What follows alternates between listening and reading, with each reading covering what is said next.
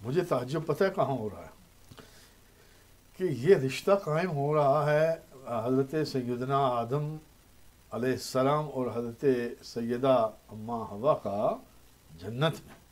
اب جنت میں کون سی نعمت ہے اس کا تو ہم شمار ہی نہیں کر سکتے. یعنی جنت کی ہر نعمت موجود ہے, وہ رہتے جنت میں ہے, لیکن سکون کے لیے پھر جوڑا چاہیے. جی بھئی یہ کمال کی بات ہے. جیسا کہ حضرت آدم علیہ السلام کی تخلیق اور آپ کی جو ایک سکونت جنت میں تھی, اس حوالے سے جو حضرات مفسرین نے چیزیں بیان کی ہیں, فرمایا کہ جنت کی نعمتوں کے باوجود حضرت آدم علیہ السلام کے لیے حضرت حوا سلام اللہ علیہا کو پیدا کیا گیا, کمال ہے.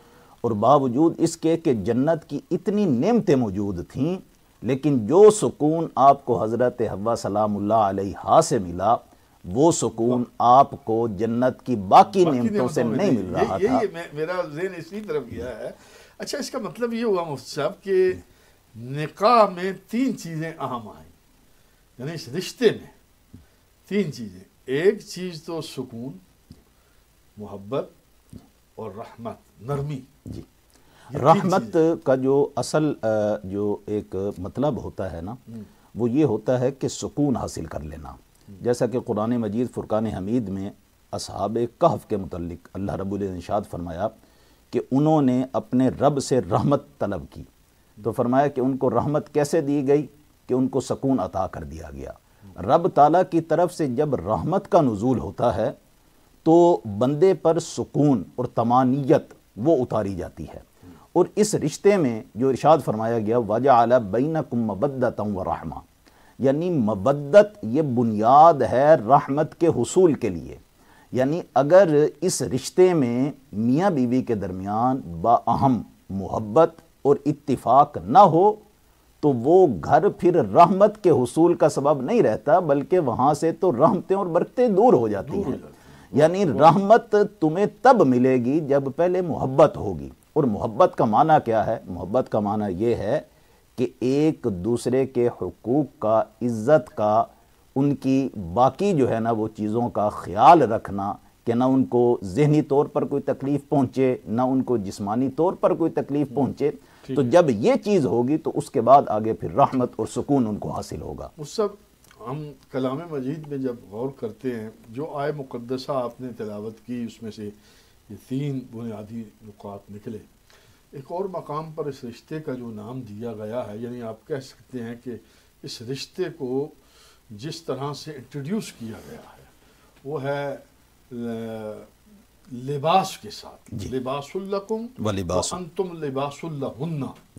یہ کلام مجید کے الفاظ اسی طرح سے ہیں شاید, کہ یہ رشتہ جو ہے ایک مرد اور ایک عورت, اور عورت اور مرد ایک دوسرے کے لیے لباس کی مانند ہے. تو لباس کے خواص میں ہم جب دیکھتے ہیں کہ لباس میں خوبصورتی کے لیے پہنا جاتا ہے, گرمی, سردی, حرارت, برودت سے بچنے کے لیے پہنا جاتا ہے, اور لباس کی تیسری وجہ ستر پوشی ہے. یعنی 3 اگر چیزوں کو, اس کے بے شمار فائدے نکلتے ہیں.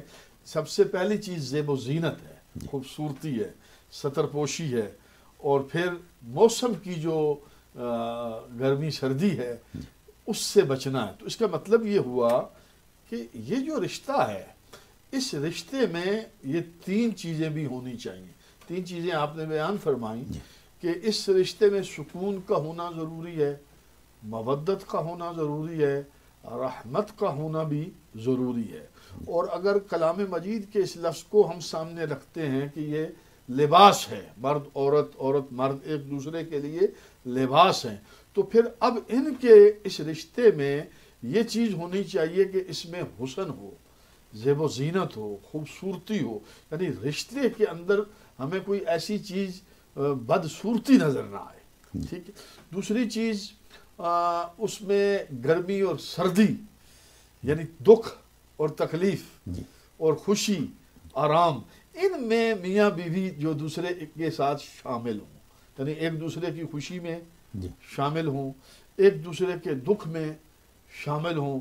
حالات, مصائب, تنگی آتی ہے, رزق کی تنگی آتی ہے, اور واقعات, حالات زمانے کے پیش آتے ہیں، بیماری آ جاتی ہے، مرد بیمار ہو جاتا ہے، عورت بیمار ہو جاتی ہے، تکلیف میں ہے، ڈسیبلٹی میں چلے جاتے ہیں، تو اب اس رشتے کا حسن اور وفا کا وقت یہی ہے کہ اس کو پورا کیا جائے۔